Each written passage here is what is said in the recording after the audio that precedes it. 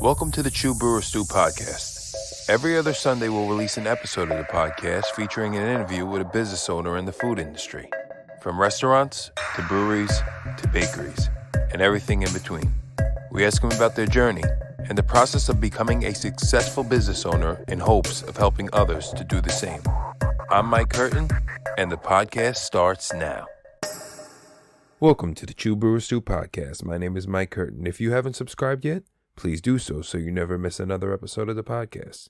Don't forget to follow us on our social media accounts. All links to those and podcast platforms can be found on chewbrewerstew.com. Thank you for joining us for episode number 15 of Chew Brewer Stew. Today I sit down with Dave Lopez, co-owner of Gun Hill Brewing Company in Bronx, New York. Dave talks to us about the current coronavirus situation and how it's affecting his business and his employees. So here it is, episode number 15. I hope you enjoy it. Hey guys, I'm Mike Curtin. This is Chew Brewer Stew, and today I'm with Dave Lopez, co-owner of Gun Hill Brewing Company. Kieran Farrell and Dave Lopez met as teammates on New York Thunderdogs, a semi-pro baseball team based out of New York. One day they were both sitting around having a beer, and the idea came about to open a brewery. They came up with a business plan in 2012, started asking people closest to them if they wanted to invest. In January 2014, they opened Gun Hill Brewing Company, becoming the first production brewery in the Bronx since 1961. And here we are today. How's it going, Dave? It's going all right. All right. Dave is joining us through telephone today due to the COVID-19 social distancing of 2020. So let's get right into it, man. I figure right off the bat, I kind of ask you right away. I know a lot of breweries are doing deliveries and a lot are open for can and growler pickup. You guys are doing that right now, correct? Yeah, that's pretty much all that we can do. Right. So I know although you still have that business, how bad has this virus and economic shutdown affected your company? I mean, it's been pretty frustrating, just because our distribution business has essentially come to a halt, and distribution for us was more than 60% of what we were doing. So in the last 2 weeks, it has been noticeable difference, because our distributor right now, they're still able to move packaged product to some stores, right? But a lot of what we do is draft, and there are just not bars buying draft right now, because a lot of them are closed, or they're buying package instead of buying keg, because they don't have the ability to fill growlers or crowlers or anything at their bars. Right. So, is there talk between you and Kieran, or you and other breweries, about the concerns for the future of the companies? For the immediate future, and basically if there's a bailout, how much it will really help you guys? Well, I think we're still trying to figure out at the end of the day, the most important thing is what landlords are going to be willing to do, right? And what kind of relief landlords are going to be willing to give. If landlords are insistent upon people paying their rent and everything else, whether it's keg rentals or anything like that, where if they're still requiring you to pay during this time, you're going to see a lot of breweries that are going to suffer. Right. And again, I haven't read the exact language yet of the bailout that's supposed to be coming. The last thing I just saw was that it might be blocked yet again. Of course. I've heard a couple of different things. One, that they're talking about giving small businesses, and I would imagine that breweries would fall under that category, and bars, and specifically bars and restaurants. I would believe so. I think that they're giving it's a loan. However, there was wording, I believe, that if you were using it to keep people on payroll, it would probably be forgiven and you wouldn't have to pay it back. I don't know if that's 100% accurate. Right. I don't know what the dollar amount of that would be. But that was one thing that I heard that was being kicked around. Right. So are you having to let some people go at the moment? Is that affecting you at all?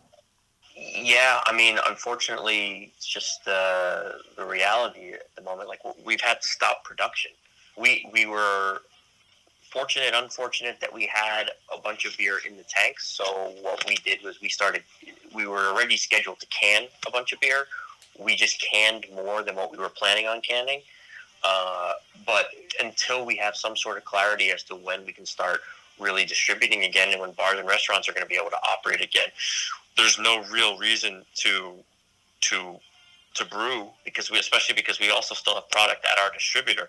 So if we need to take something back from our distributor to make things, to be able to sell more in the tasting room, we'll do that. Right. So we've had to at least temporarily let some staff go. Yeah, it's tough. It's really tough. Yeah. It's really tough, especially because it's not like they can just go somewhere else. Right, exactly. Everybody's there's kind of nowhere else home right now. Yeah, this is it's crazy times. It's a little depressing. But I would like to shift to happier times, if we could. When you first opened, neither Kieran or yourself brewed, correct? Correct. So, why a brewery? So, as you mentioned, we met on playing baseball on a baseball team. Right. And one of our teammates was actually a home brewer. Okay. And he had brewed beer for his wedding that I was at, and I thought it was pretty good, and I had always just said, hey, if you decide that you ever want to start selling beer or do something in making beer and opening a brewery or anything like that, let me know, because I would definitely be interested in being involved in it. And 2 years later, he called me up. He was actually no longer playing on the team, but it was during baseball season, and he called me and he said, I think I'm ready to leave my job and do this full time. And so I mentioned it to Kieran during baseball season, and we were both looking to start our own business, try and be our own bosses, if possible, get out of the corporate world. And as we started doing research, we were like, okay, there are 5 or 6 breweries in New York City right now, and there are 84 in San Diego. Right. I'm pretty sure New York City could use a couple more. Could withstand a few more breweries opening up and still be okay. Yeah. And so the more research we did, the more we're like, okay, this could be a really good opportunity for us to do something where there is a market demand for it, and we can bring a different element to the business than just being the brewers who are really good at brewing beer but don't know the business side of things. Right. So we tried to open with this other friend of ours, and we just had a little bit of a difference of opinion on how to form the company. And so we ended up not doing it with him because he needed a lot more than what we thought was needed to start. And we ended up going in a completely different direction and looking for a professional brewer who had been doing it for a while, who could come in right away and really focus on taking care of everything on the production side of the business, while we handled everything on the business side. Right, and that kind of worked out for you really well, because you opened in 2014, and I think was it in Denver, the beer festival. You guys wound up having a gold rated beer, correct? Yes, we won a gold medal at the Great American Beer Festival 6 months after we opened. That's how did that feel? It was pretty satisfying. I mean, I think we were very, very surprised. The guy who we had hired at the time, he had definitely had a reputation specifically for the style that we won.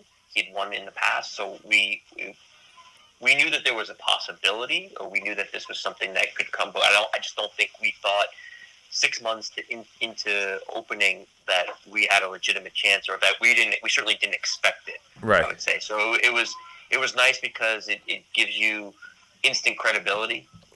Right. Which was great 6 months in. So as we're trying to make a name for ourselves. Right. Well, you started asking people in 2012 to invest, family and associates and whatnot.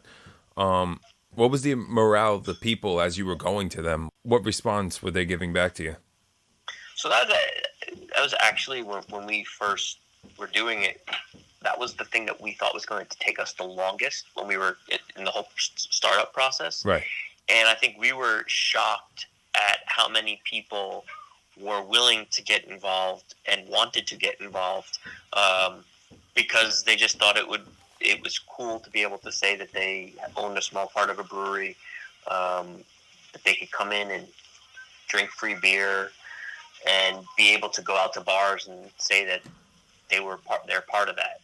So the response was actually it was very, very well received, which probably means that we undersold ourselves a little bit. But what was something that you never thought that you were going to have to deal with when opening a brewery? The biggest challenge when we first got going was some of the personalities that we had to deal with. Right.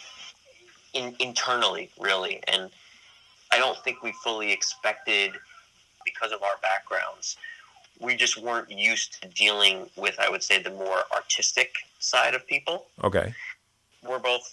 Kieran and I are both from the business finance world, right. And in that world, you're only as good as your response time. Gotcha. So if you don't answer an email, if you don't call someone back or answer a text message in short order, there's a strong possibility you're going to miss your opportunity to do whatever you need to do. Right. Communication being very key. Exactly. And here, there's such a lax attitude, I think, in that, you would send an email and to a let's say a supplier, a malt company or a hops company, and you'd expect to get an answer within a couple hours, and it takes a day or two to get an answer back. Right. And I think we weren't used to that. Or you have a question about something that you're brewing or what's coming up, and it's more just sort of, we'll see how it goes. We'll see how everything flows, and we'll get back to you. And we were very much more like regimented, and when we asked the question, we were expecting to know the answer sooner rather than later. Gotcha. And I think like one of the things that I see particularly, like, so I'm on the board of the New York City Brewers Guild. Okay. And there are a lot of times where people will send an email out and they'll ask a question, and I sit there and I have my phone with me and the email pops up and I just answer it right away. Right. And people are always still, to this day, even after, knowing me for 6+ years, they're shocked at how quickly I'll answer something. Right. And it's just the way that we're wired, where we expect an answer, so we want to give an answer as fast as possible. We want to be able to communicate as fast as possible. Right. Is that like a hard adjustment for you, having to deal with that, like kind of that weight? I mean, as New Yorkers, you grew up in New York, correct? Yes. Okay, so as New Yorkers, I know it's like that response time, that quickness is important. I think it's kind of embedded in us. Yep. It was hard. It was hard at first. I think I've gotten used to it a little bit. Right. It's still one of those things where there are definitely instances where it still drives me crazy if I don't get an answer to something, particularly like the thing that drives me nuts is when you're communicating with someone and you're having a back and forth, and then you respond within a minute or two of them responding to you, and then you don't get any sort of response for another day. And it's like, right. I know you saw this because you were just talking to me, so what are we doing here? Yeah, right. What do you think so far has been one of the biggest lessons you've learned in this business? I think it has made me appreciate all different kinds of personalities, I would say. Right. I think it's also made me appreciate that sometimes even though you might want to go with your gut and go with your first instinct, sometimes taking a step back and thinking about the bigger picture is oftentimes more important. Even when you need to make decisions kind of quickly, you need to sometimes slow yourself down, and the response you want to give is not always the response that you should give. Right. So you think on top of that, how important is a mental break from all this for you? Is this something that you need, or is it something that you just, There are it ebbs and flows. I would say, like, there are times where, I mean, look, as a business owner, you never really take a mental break, because there's always something going on that you need to be thinking about, or there's always something you could be thinking about, or could be working on, or could be trying to improve. But it's the same thing as anything, and that's why people have vacations, or why people go on vacations, because they need to recharge. Right. And I think that in a lot of times, taking a brief mental break, even if it's just for a day or two, it gives you new perspective on things. Right. How would you say you go about staying ahead of your competition? I mean, I think that right now that's a great question, and I don't have a great answer, because I think it's so difficult right now to. I guess the answer is we try and be as innovative as possible in what we're brewing. Right. We try and come up with as many different ideas or events that are different. Like, I'll give you an example. We just did this past January. We hosted a barrel-aged beer festival at the brewery. So we had 21 or 22 breweries from all over the East Coast at Gun Hill, and everyone brought 2 barrel-aged beers. That was all you could bring, was barrel-aged beers. Sounds delicious. There was no one here doing that, and that was something that we were like, okay, why not? Right. That's something that could be, as you just said, delicious. It could be a great way to get more people to come to Gun Hill, and then to also introduce them to all these other brands. A lot of them are people that we're friends with. So we try and do things like that, try and just get as creative as we can get, and then also try and push the envelope a little bit with styles of beer that we're making, or varieties of beer, without going too far off the reservation, because it does need to be able to move in bars and restaurants and stores. Gotcha. So, Dave, who do you think inspired you the most? Where do you get your drive from? In the beer industry, or just in life in general? In life in general. I mean, it's cliche, but I have to say it's from my parents. Right. Because it is. I mean, that's something that they just always instilled in me from a very young age, through schoolwork and then through sports, was just to always kind of keep my head down and push forward. And being, as you said, being a New Yorker, but being a New Yorker, being an athlete, there's a competitive drive that I have that really pushes me, which again has to come to a certain degree from my folks. And who do you think who's inspired you in the beer industry? Oh, I mean, it's definitely it's weird. It's changed over the years. I mean, as I've been in the industry for longer, and I've gotten to know more and more people, there are definitely people who maybe at one point I was more inspired by, or wanted to be more like, and I don't feel that way anymore. I mean, I think things have changed just so much since we opened, in terms of how the business has evolved. You know, when we opened, it was definitely the distribution model was definitely a bigger deal than it is now. Now it's much more localized and tasting room driven, I would say. Yes.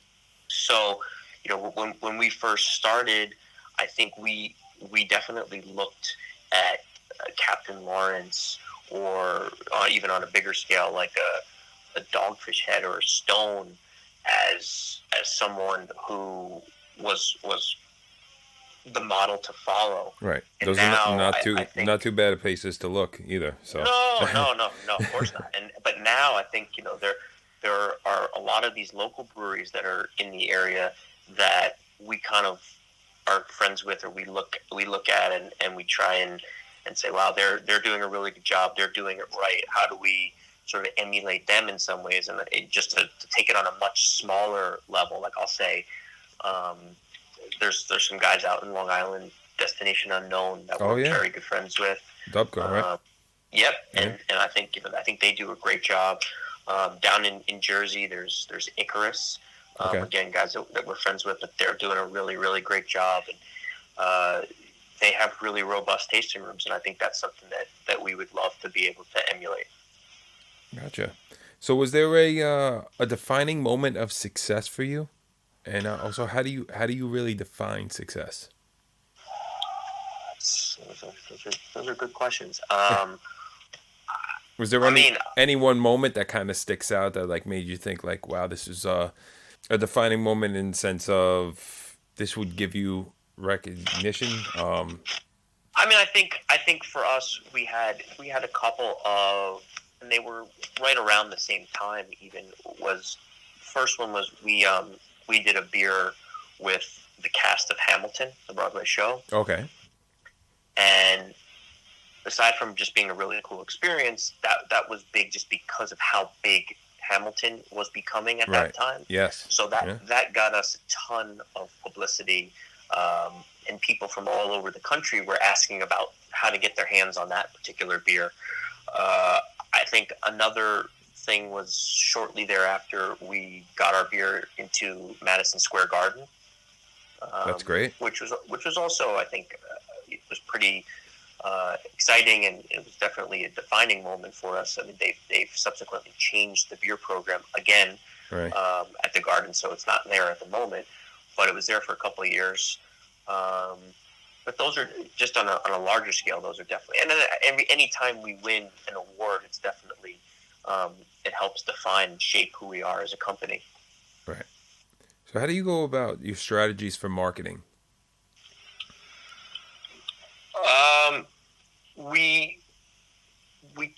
And again, there's a lot of it is piggybacking off of how other people do it. Like, if we see something that's successful, we try and emulate it, while maintaining our own individual voice. But a lot of what works these days is really just social media. Okay. We don't really have the budget to be able to go and pay for mass marketing stuff or anything like that. Right. So we have to keep it and try and be as creative as possible. Okay. And what do you think's been the biggest change in the last 5 years for you in the industry? Oh, well, I think the biggest change in the last 5 years has been the sheer number of breweries that have opened up that have made it a much more localized product than it was. So you forget about being out of state. I just mean even in state. Like, you go to any of these places and there's so many brands that that you see that didn't exist or that can have support here. So there's the shelf space is just that much more competitive. Right. So if somebody was trying to open up their own brewery, what advice would you give them? Don't do it. No. Don't do it, especially right now. Yeah, well, you definitely don't do it right now. Although you could probably get some used equipment pretty cheap. Right. Advice: I would say don't have expectations of trying to grow on this massive scale. Know what direction you want to go in. Know what you're good at, and really focus on that. It is true even in this industry. Location. Right. You're gonna have to have a tasting room. You want to be in a really good location to drive people there, to have that sense of community. All right. Well, you said you had a funny story for us. Yeah. So I mean, it's part funny, part disappointing, but the tragedy into a comedy. Yeah, we were very fortunate that for the first, I guess, 3 years, we never had to dump a batch of beer. Right. And I guess it was in the winter 2017, maybe 2017, and we had just brewed a batch of beer that was all New York State ingredients, and it was going to be made for New York City Beer Week. Okay. And it was about 12:30 at night, and I get text message and a phone call from my partner, from Kieran, and also from one of the bartenders. And I'm like, this is weird. No one ever calls me at this hour, so let me figure out what's going on. And the bartender was freaking out, and because he thought that the brewery was about to explode. And Okay. so Kieran's like, look, I'm upstate. Can you do mind checking out? So I was like, yeah, if the brewery's about to explode, yeah, somebody better be there. We better go check it out. So I got in my car and I drove up to the brewery at 12:30 at night. And I get there, and the bartender is literally standing outside the brewery, having a cigarette, like walking back and forth. And I'm like, what's going on? He goes, I don't know. I just think that one of the tanks are about to explode, and I had to get the hell out of there. So I go into the back, and I see nothing but beer just spewing out of one of the fermenters everywhere. Man. And I'm like, I don't know what's going on. I have no idea if this is a pressure situation or what. Right. So I'm calling the assistant brewers. I'm calling the brewer. I'm like FaceTiming with them, showing them the tanks, and they're like, yeah, I don't know what to tell you, but I think you just got to let it go, and we'll check it out after it dies down. It just needs to just let the beer go. So we ended up just letting the beer continue to spill out overnight, and they came in on Monday, and they opened up the tank, and nothing exploded or anything, and it was all because the rubber gaskets around the manway hole, the thing that seals the fermenter up, had a couple of holes in them. So we had this potential scare of the brewery blowing up and tanks exploding, but it was all because of a couple of holes so that there was oxygen getting into the tank. Oh my God. And the beer just started, the pressure got in there, and the beer just started coming out of the manway hole. Yeah, that sounds pretty miserable. Yeah, and so we obviously couldn't save any of the. No. There was still beer in the tank, but at that point it gets oxidized, and you don't know what else is going to happen to it. So right. We had to dump the rest of that. So that was the first time we've ever had to dump beer, and the only time that we've ever completely dumped a batch of beer in 6 years. That's a pretty good ratio, man, I gotta say. Well, we've had one instance where we've rather than continue to ferment it and put it out there, we've distilled the beer instead and made it into beer whiskey. So we were still selling it, but just not as beer. Right. All right. Well, I got the quick fire 5 for you, which is where I ask you 5 quick questions, and just like 1 to 4 word answer. Okay. Ready? Yep. Okay.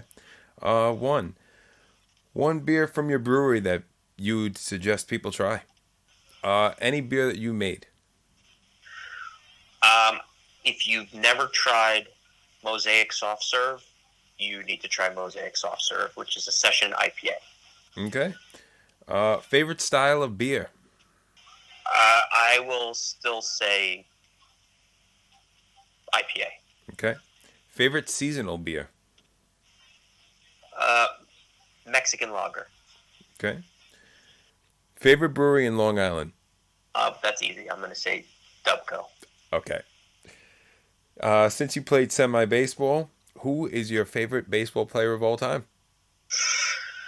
My favorite baseball player of all time? Well, I'm a big Mets fan. Really? And you're in good company.